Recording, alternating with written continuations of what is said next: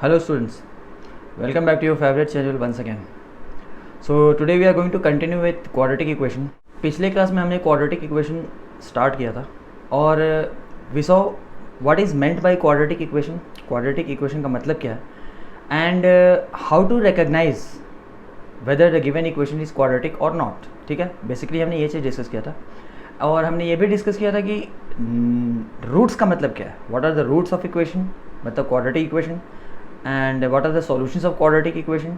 ठीक है, तो ये सब हमने लास्ट डे डिस्कस किया था और today we are going to continue with nature of roots. Okay, so I would request all of you to watch the previous video on quadratic equation which was introduction and it would be better कि आप उसके बाद फिर ये video को देखें तो अच्छा रहेगा. ठीक है, so again I would like you to watch the previous video on quadratic equation and I hope आपको पिछले जो वीडियोस मैंने बनाए हैं वो काफ़ी पसंद आया होगा.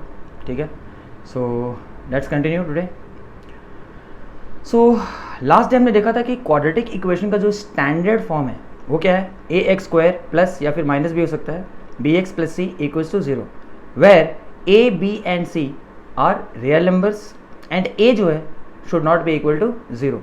ये इंपॉर्टेंट कंडीशन था that A is not equal to zero. आपको अच्छे से याद होना चाहिए चीज़. ठीक है, now today our topic is nature of roots. यानी कि हमने पहले देखा है कि ये कोई भी क्वाड्रेटिक इक्वेशन अगर इस फॉर्म में है, ठीक है, तो उसके वेरिएबल जो है, यानी कि इस इक्वेशन में वेरिएबल क्या है, एक्स है. हालांकि वेरिएबल कुछ भी हो सकता है बट यहाँ पे क्या है, एक्स है. तो एक्स के दो वैल्यूज़ मिलते हैं which are called the roots of this equation. ठीक है, यानी जो भी वेरिएबल है इक्वेशन में उसके दो वैल्यूज़ मिलेंगे which are called the roots. अब हमें देखना है कि वो दोनों जो रूट्स निकल रहे हैं उनका नेचर क्या है. अब नेचर का मतलब ये नहीं कि वो अच्छा है कि बुरा है वो नेचर की बात नहीं चल रही है. नेचर ऑफ रूट्स मतलब जो दो वैल्यूज़ हमें मिलेंगे, मतलब मान लो हमें इसके दो वैल्यूज़ मिले हैं alpha and beta. Let's say these are the roots of this quadratic equation. तो इनके नेचर क्या है, इनके नेचर क्या है का मतलब ये है कि ये दोनों वैल्यूज जो हमें मिलेंगे, ठीक है, वो रियल है या फिर इमेजिनरी है. वो जो दोनों वैल्यूज़ हमें मिल रहे हैं वो रियल वैल्यूज़ हैं या इमेजिनरी वैल्यूज़ हैं. ठीक है, या फिर वो दोनों वैल्यूज जो हमें मिल रहे हैं वो इक्वल हैं या फिर अनइक्वल हैं. वो दोनों वैल्यूज हमें मिल रहे हैं वो इक्वल भी हो सकते हैं और अनइक्वल भी हो सकते हैं. या फिर वो दोनों वैल्यूज जो हमें मिल रहे हैं वो रैशनल हैं या फिर इरेशनल हैं. Are you all getting? तो यहाँ पे नेचर का ये मतलब है कि ये जो दो वैल्यूज हमें मिलेंगे, तो यानी कि इस इक्वेशन के जो दो रूट्स हमें मिलेंगे which are alpha and beta, वो रियल और या फिर इमेजिनरी हैं, इक्वल हैं या फिर अनइक्वल हैं. इसको हम डिस्टिंक्ट भी बोलते हैं, अनइक्वल या फिर डिस्टिंक्ट हैं. ठीक है, या फिर रैशनल इरेशनल है. ठीक है, तो क्वाड्रेटिक इक्वेशन को बिना सॉल्व किए, though till now we have not studied how to solve the quadratic equation. ठीक है, जो मतलब इसके दो तीन मेथड हैं वो हम देखेंगे कुछ आगे के वीडियोज़ में. बट बिना इक्वेशन को सॉल्व किए हमें ये बताना है कि ये जो अल्फ़ा और बीटा जो रूट्स निकल रहे हैं वो क्या रियल इमेजिनरी हैं या फिर इक्वल अनइक्वल हैं या फिर रैशनल इरेशनल हैं. So overall what are the nature of the two roots is what we have to find. Okay, so इन सब चीज़ों के लिए मतलब if you want to tell the nature of roots so you will have to come across a new term. ठीक है, आपको मैं एक नए टर्म से इंट्रोड्यूस कराता हूँ which is called as discriminant. क्या? Discriminant denoted by capital D. ठीक है, तो इसका नाम ही है डिस्क्रिमिनेंट. मतलब ये क्या करता है, ये डिस्क्रिमिनेट करता है. इट डिस्क्रिमिनेट्स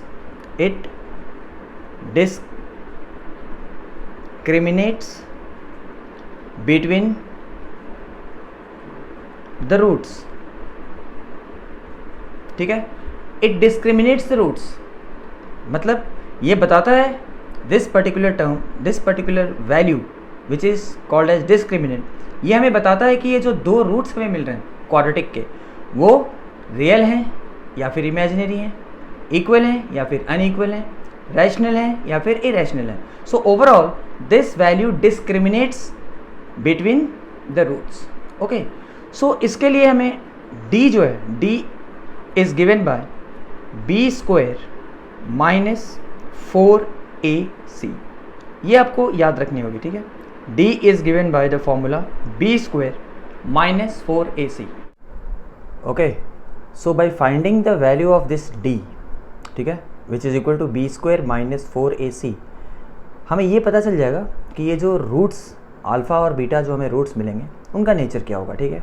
अब हमें अच्छे से पता है कि कोई भी क्वाड्रेटिक इक्वेशन अगर ये स्टैंडर्ड फॉर्म में है ax² + bx + c = 0, ठीक है, तो हमें सबसे पहले क्या करना होगा, we will have to identify what is a, then we will have to identify what is b, and then we will have to identify what is c, ठीक है। और फिर ये a, b और c डिसाइड करने के बाद हम लोग d की वैल्यू फाइंड करेंगे, ठीक है। तो उसके बाद हमें d के 3 टाइप के वैल्यूज़ मिल सकते हैं, ठीक है। यू विल फाइंड दैट हमें d के 3 टाइप्स के वैल्यूज़ मिल रहे हैं, ठीक है। पहला हमें क्या मिल सकता है, the first is d can be equal to 0, ठीक है। Second, d can be less than 0, यानी कि नेगेटिव वैल्यू आ सकता है, ठीक है। And third, d can have value greater than 0, ठीक है। यानी कि जब हम d की वैल्यू फाइंड करेंगे बाय यूजिंग b² -4ac, हमें ये 3 वेरिएशंस मिल सकते हैं, या तो d इक्वल टू 0 होगा, या तो d लेस देन 0 होगा, या तो फिर d ग्रेटर देन 0 होगा, ठीक है। So after calculating the value of d, ठीक है, we can very well comment on the nature of the roots, okay, कि ये रूट्स के नेचर क्या होंगे, okay. So one by one we will see all the cases, ठीक है। तो एक एक करके हम देखते हैं सारे तीनों केसेस, ठीक है। So the first case can be case 1। Case 1 क्या हो सकता है, when d is equal to 0, ठीक है। तो अगर d इक्वल टू 0 है, ठीक है, so we can say that roots are real and equal.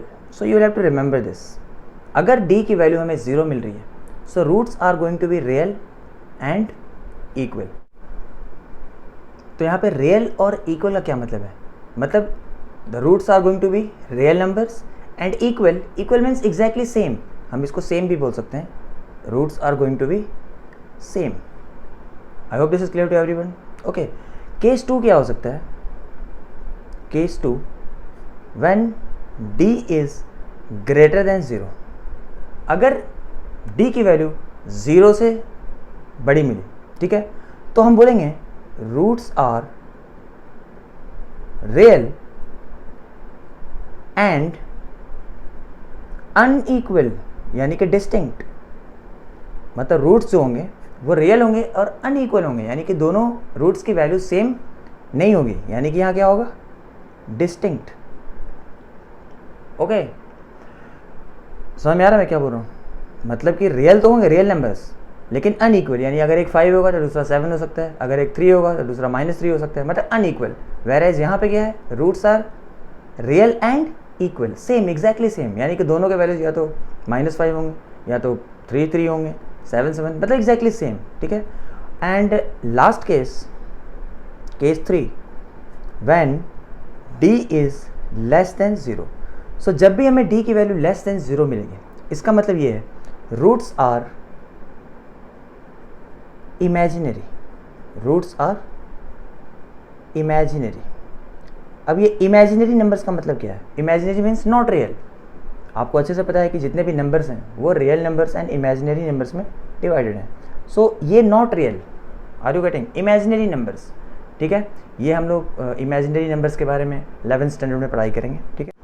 But अभी आप ये जानिए कि ये रूट्स जो हैं इमेजिनरी होने वाले हैं, या फिर इनडायरेक्टली हम ये बोल सकते हैं ऐसे क्वाड्रेटिक इक्वेशन का जिसका d लेस देन 0 है, it will have no solutions, it will have no solution. Are you all getting? तो ये 3 कंडीशन आपको ध्यान में रखने पड़ेंगे। केस 1, जब d इक्वल टू 0 है तो जो हमें x के या फिर कोई भी वेरिएबल जो उसमें है उसके जो 2 वैल्यूज़ मिलेंगे, ठीक है, वो दोनों रियल होंगे और इक्वल होंगे, यानी सेम होंगे।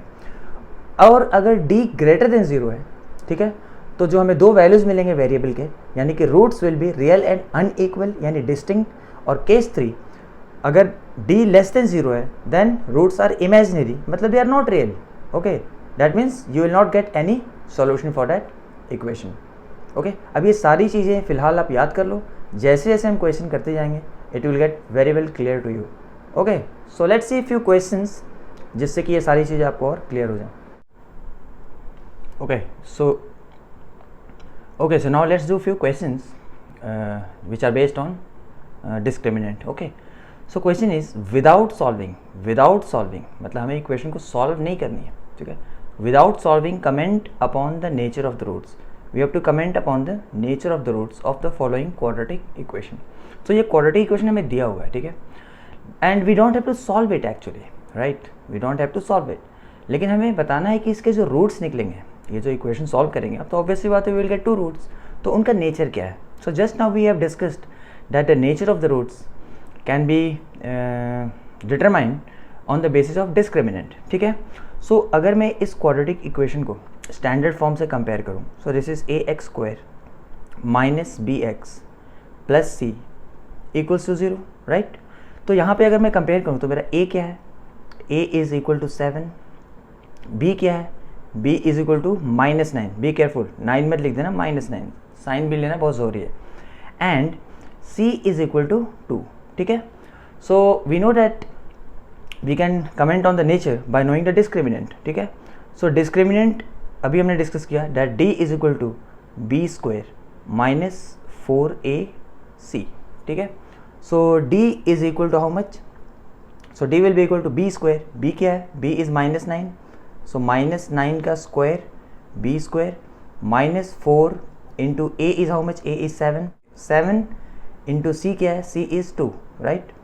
सो d की वैल्यू क्या मिल जाएगी हमें? d इज इक्वल टू -9 का स्क्वायर क्या होता है? 81 and 4 into 7 is 28 and 28 into 2 is 56. So -56, right?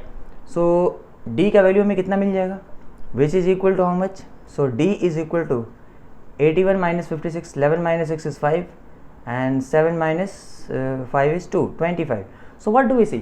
We see that d is coming to be greater than 0, right? d is greater than 0.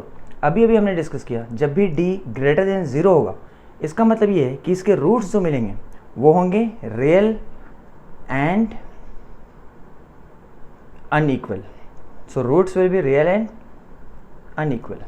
Are you all getting? इसके जो roots मिलेंगे वो real and unequal मिलेंगे. ठीक है, okay, so let's see the next question. तुम्हारा next question भी same ही है. Without actually solving this equation we have to comment on the nature of the roots. So हमारा इक्वेशन क्या है? x² plus 2√3x minus 9 is equal to 0. ठीक है, तो हमारा a क्या हो जाएगा यहाँ पे? अगर मैं इसको स्टैंडर्ड इक्वेशन से कंपेयर करूँ, ठीक है, अगर स्टैंडर्ड इक्वेशन से कंपेयर करूँ ax² plus bx plus c is equal to 0. ठीक है, तो हमारा a क्या है? x² का कोएफिशिएंट क्या है? a. तो a क्या है यहाँ पे? 1 है, तो मैंने a को लिख दिया है 1. अगर bx से कंपेयर करूँ तो x का कोएफिशिएंट क्या है यहाँ पे?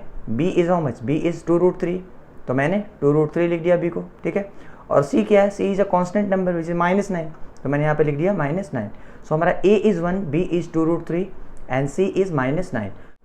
सो अगर हमें इसके रूट्स के नेचर के बारे में कमेंट करनी है तो हमें क्या ढूंढना होगा? डिस्क्रिमिनेंट, यानी कि d which is equal to b² minus 4ac, right? So d की वैल्यू कितनी आ जाएगी? b², b कितना है? 2√3. सो 2√3 का होल स्क्वायर, ये हो गया b² माइनस 4 इंटू a कितना है? हमारा a इज़ 1, तो यहाँ पे 1 लिख दो. और c कितनी है? c इज़ -9, तो यहाँ पे -9 लिख दो. तो ये हो गया b² minus 4 into a into c. So ये हमें कितनी वैल्यू मिलेगी? 2√3 का स्क्वायर, तो 2 का स्क्वायर हो गया 4 और √3 का स्क्वायर हो गया 3. तो 4 इंटू 3 हो गया 12. This is 12 and this is -4 into -9 which is going to give us 36 plus 36. 9 4 जा 36 एंड माइनस इंटू माइनस हो गया प्लस. सो हमें d की वैल्यू कितनी मिली?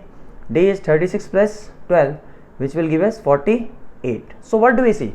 We see that d is again greater than 0.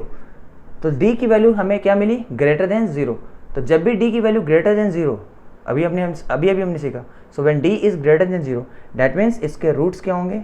roots are going to be real and unequal. I hope you all are getting right.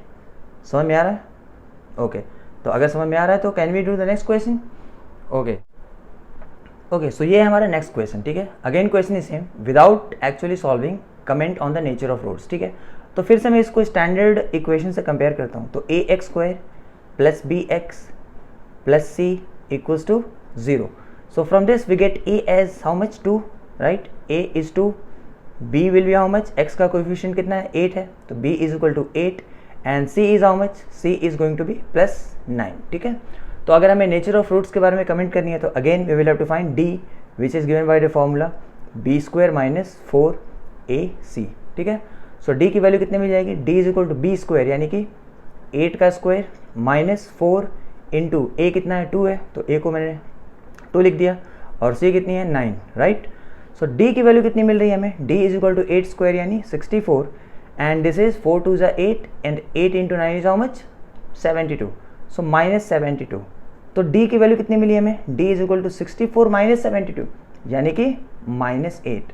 तो अब हमें एक डिफरेंट d मिला as compared to the previous 2 questions. यहाँ पे मिल रहा है d is less than 0. d की वैल्यू क्या आ गई? लेस देन 0 यानी कि d हो गया नेगेटिव. तो जब हमें d की वैल्यू लेस देन 0 मिलती है इसका मतलब क्या है? इसके रूट्स जो होंगे roots will be imaginary. Roots are imaginary मतलब not real. I hope you are getting. Roots are imaginary means not real. Is this clear to all of you?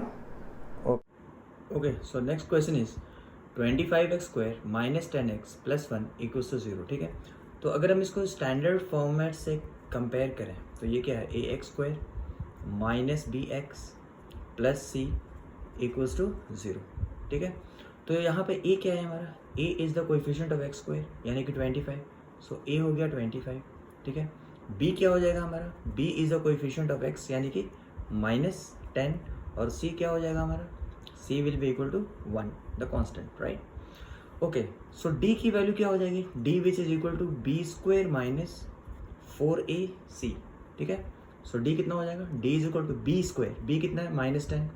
तो माइनस 10 का square minus 4 into a is how much? a is 25 into c is how much? c is 1, right? तो d की value हमें मिली minus 10 का square हो गया 100 and minus 4 into 25 is again 100. So what do we see? We see that d is equal to 0. 100 minus 100 is 0. Just now we have studied जब d की value 0 के बराबर होती है then the roots are obviously real and also equal. मतलब same. Are you all getting? Equal and और same. ठीक है, so these are the first type of questions जिसमें कि आपको पूछ सकते हैं कि without solving the equation. See actually we have not solve the equations. ठीक है, but just by knowing the value of discriminant which is b square minus 4ac we have commented upon the nature of the roots. Okay, so अब इसी में देखते हैं कुछ और 2-3 different type of questions. Okay, so this is the next question. Find the value of p if the following quadratic equation has equal roots. See, equal roots मतलब अब आपसे ये नहीं पूछ रहा है कि इस quadratic equation के roots जो है उनका nature क्या है. Okay, they are not asking you the nature. Nature is already given to you. तो from this condition which is given to us, we have to find the value of p. ठीक है, तो हमें अच्छे से पता है that whenever the roots are equal, ठीक है, so we know that d is always equal to 0. ठीक है, d is always equal to 0 मतलब b square minus 4ac is equal to 0, right? d is equal to 0. d is b square minus 4ac, so indirectly b square minus 4ac must be equal to 0, right? So from this can we just compare with the standard form? See, ax square minus bx plus c equals to 0. So from this can we decide what is a, what is b and what is c? So from this we see that a is, यहाँ पे लिख देता हूँ, a is equal to 4, right. b क्या है? b is the coefficient of x, so x का coefficient क्या है? It is minus, so b is equal to minus p minus 2, right? And what is c? From this we see that c is equal to 1. I hope this is clear to all of you. ठीक है? How to decide a? a is 4, coefficient of x square. b is the coefficient of x, तो x का coefficient क्या है? minus p minus 2, right? और c क्या है? c is the constant term which is 1, right? So now we have decided what is a, b and c. So just put the values of a, b and c in this equation. ठीक है? तो b square क्या हो जाएगा? b square will be minus p minus 2 और इसका whole square, right, because ये पूरी चीज़ b है. ठीक है? माइनस 4 इंटू a क्या है? a is again 4 and c is how much? 1 and this is equal to 0. Hopefully सबको समझ में आ रहा है ये चीज़. नाउ सो दिस इम्प्लाइज ये क्या है? माइनस p माइनस 2 का स्क्वायर, तो माइनस माइनस ये तो माइनस का स्क्वायर प्लस हो जाएगा. So this is p minus 2 the whole square minus 4 into 4 क्या होता है? 16. ठीक है? तो ये हो जाएगा minus 16 and this is equal to 0, right. Now this is equal to what? See ये क्या है? This is a minus b the whole square. So this can be written as a square which is p square plus b square which is 4. b is how much? b is 2, so b square is 4 and minus 2ab, तो minus 2 into p into 2 which is going to give me minus 4p, right? and minus 16 is equal to 0. ठीक है? यहाँ तक तो सबको समझ में आ गया. so this can be written as p square minus 4p and minus 16 plus 4 is minus 12 and this is equal to 0. so see अभी तक हम लोगों ने, ये भी एक क्वाड्रेटिक इक्वेशन है. See this is p square minus 4p minus 12 equals to 0. so till now we have not studied how to solve a quadratic equation, right? But in your 9th standard you must have studied how to factorize the trinomial form. See अगर आप ध्यान से देखो तो ये trinomial form है. ठीक है? तो आपने फैक्टराइजेशन तो कम से कम सीखा ही होगा 9th में. ठीक है? I hope everybody knows how to factorise this, right. तो इसमें हम क्या करते हैं? Middle term splitting method use करते हैं. तो प्रोडक्ट क्या हम कैसे लेते हैं? फर्स्ट टर्म और लास्ट टर्म का. तो product is 1, coefficient of p square is 1, तो 1 इंटू माइनस 12, तो माइनस 12 हमारा प्रोडक्ट है. ठीक है? यानी कि हमें ऐसे दो फैक्टर्स ढूंढने हैं जिसका प्रोडक्ट होना चाहिए कितना? माइनस 12, और उन दोनों को ऐड या सेपरेट करने पे हमें मिडिल टर्म मिलनी चाहिए, राइट. तो मैं इधर साइड में करने की कोशिश करता हूँ. तो माइनस 12, सी माइनस 12 के दो प्रोडक्ट क्या क्या हो सकते हैं? आई मीन दो फैक्टर्स क्या क्या हो सकते हैं? एक तो हो सकता है, पहले हम माइनस को हटा देते हैं, सिर्फ 12 के बारे में सोचते हैं. तो एक हो सकता है 1 इंटू 12, सॉरी. दूसरा क्या हो सकता है? 2 इंटू 6. और देखो ध्यान से, तो हमें ये मिल गया. सही, ये सब आपको याद होगा, आप लोगों ने 9th में किया होगा. ठीक है?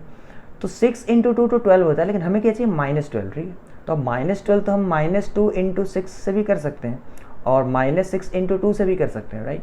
लेकिन हमें इन दोनों को ऐड करने पे क्या मिलना चाहिए? माइनस 4, मिडिल टर्म मिलना चाहिए. सो डोंट यू थिंक मैं इसको माइनस 6 कर दूंगा और इसको प्लस 2 ही रहने दूंगा? Because minus 6 into 2 is going to give me minus 12 which is the product, and minus 6 plus 2 is going to give me this middle term. So this middle term can be splitted in this way. कैसे? p square minus 6p plus 2p and minus 12 is equal to 0, right? अभी आपको अच्छे से याद होगा इसके बारे में क्या करते हैं. ये ग्रुपिंग कर दिया दो का, तो इन दोनों में p कॉमन है, तो p माइनस 6, और इन दोनों में हाईएस्ट कॉमन क्या है? 2 है, तो plus 2 p minus 6 and that is equal to 0, right. इसके बारे में क्या कहते हैं? इस टर्म में और इस टर्म में p माइनस 6 कॉमन है, तो मैं p माइनस 6 कॉमन ले लेता हूँ. p माइनस 6 कॉमन ले लिया, तो इधर से क्या बच गया? p, और इधर से क्या बच गया? Plus 2 and this is equal to 0. अब इसके बाद क्या करना है? सी ये बिल्कुल इस तरह है कि this into this is equal to 0. इसको थोड़ा सिंप्लीफाई करके अगर मैं लिखूँ, इस पूरे चीज़ को मैं a लिख देता हूँ इंटू, और इस पूरी चीज़ को मैं b लिख देता हूँ, and this is equal to 0. So a into b is 0 का मतलब क्या है? ऑब्वियस सी बात है कि दो चीज़ का प्रोडक्ट 0 तभी हो सकता है जब उनमें से कोई एक 0, राइट. इधर दिस मस्ट बी 0 और this must be 0. That is why you are getting the product as 0. So मैं इसको ऐसे लिख सकता हूँ, इधर दिस a इज 0, a क्या है? p minus 6. So I can write इधर p minus 6 is equal to 0, या फिर मैं क्या बोल सकता हूँ? b इज 0, यानी कि p plus 2 is equal to 0। तो ये दोनों कंडीशन से हमें क्या मिलता है, p is equal to 6 and p is equal to -2। So what do you see, we are getting two values for p, one is +6 and the other is -2। ठीक है, तो ये दोनों वैल्यूज p के लिए एप्लीकेबल है। Okay, so I hope this question is clear to all of you. तो एक बार फिर से आप देख लीजिए, मैं फिर से एक बार आपको समझा देता हूँ। तो इस क्वेश्चन में क्या था, इक्वल रूट्स दिए हुए हैं, यानी कि nature of the roots are given, right. Equal roots से हमने क्या कंक्लूड किया, that d must be equal to 0। d must be equal to 0 मतलब b square minus 4ac must be equal to 0, right. Then we decided कि इस given quadratic equation में a क्या है, b क्या है और c क्या है। तो a came to be 4, b is the coefficient of x which comes to be minus p minus 2 and c comes to be 1। उसके बाद हमने वैल्यूज़ को सब्स्टिट्यूट किया and then we are getting the two values of p which are -2 और +6। So hopefully this question is clear to you. तो ये एक second type के क्वेश्चन पूछ सकते हैं हमें, जो कि डिस्क्रिमिनेंट पे बेस्ड है। ठीक है, okay. So if it's clear, let's do one और two more questions on the similar type. Find the value of m if the following equation has equal roots. तो ये इक्वल रूट्स देखते के साथ ही आपको समझ में आ जाना चाहिए दैट इस इक्वेशन का डिस्क्रिमिनेंट जो है, यानी कि d जो है, that must be equal to 0, right. Because we know that whenever d is equal to 0 then roots are real and equal. d is equal to 0 का मतलब क्या है, मतलब ये है कि b square minus 4ac must be equal to 0। Hopefully समझ में आ रहा है सबको, ठीक है। तो अब ये जो ओरिजिनल इक्वेशन आपको दिया है, इससे हम पहले डिसाइड करते हैं कि a क्या है, b क्या है और c क्या है। तो अभी जस्ट हमने जो क्वेश्चन किया उससे काफ़ी आसान हो जाएगा ये, अगर आपने वो समझ लिया है तो, ठीक है। तो ax स्क्वायर, अगर मैं इसको स्टैंडर्ड फॉर्म से कंपेयर करूँ, ax square minus bx plus c equals to 0, right.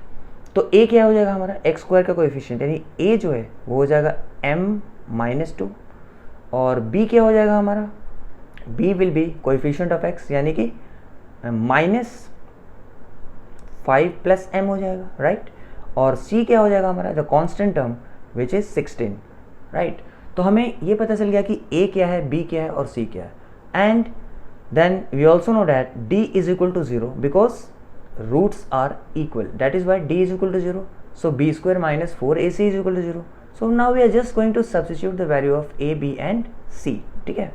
तो b स्क्वायर, तो b क्या है हमारा, -5 प्लस m, तो मैं पहले देता हूँ -5 प्लस m और इन सब का whole square, right. b square ही हुआ ना, ठीक है। -4, a क्या है, a इज m-2, ये हो गया 4a इंटू c क्या है हमारा 16, and this is equal to 0। Hopefully सबको समझ में आ गया। इम्प्लाइज दैट ये नेगेटिव का स्क्वायर है तो ऑब्वियस बात ये माइनस जो है प्लस में कन्वर्ट हो जाएगा। So this will be 5 plus m the whole square. अब देखो ये 16 इंटू 4 को मैं लिख सकता हूँ -64, तो -64 और फिर क्या है m-2, and this must be equal to 0, right. Okay, now let's go ahead.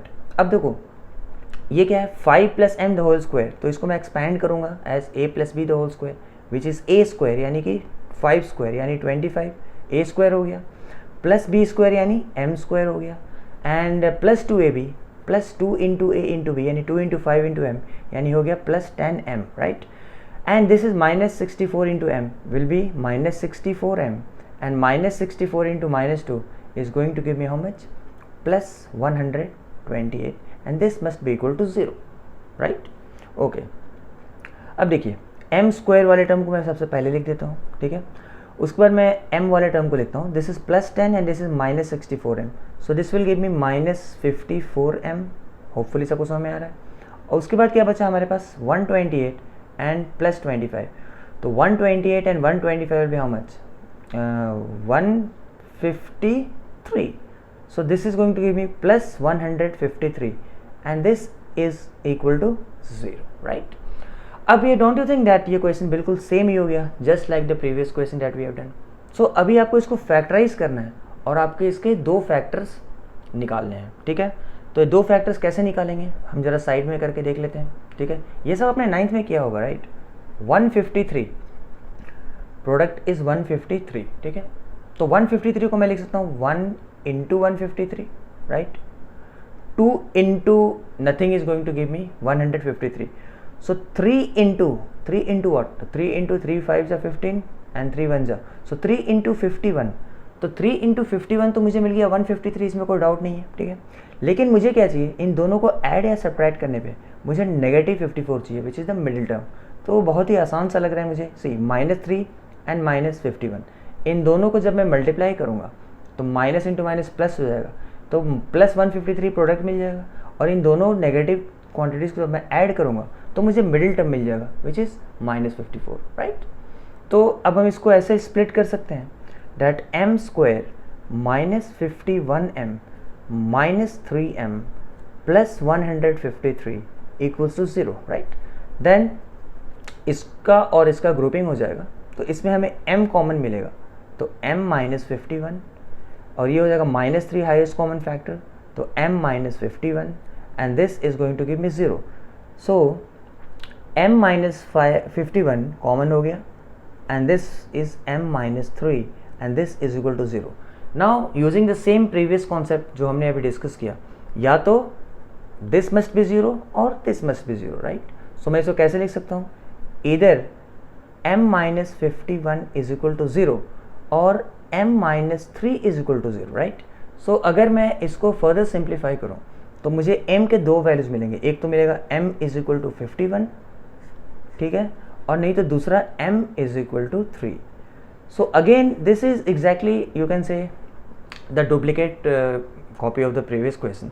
So we are getting two values of m, one is 51 and another is 3.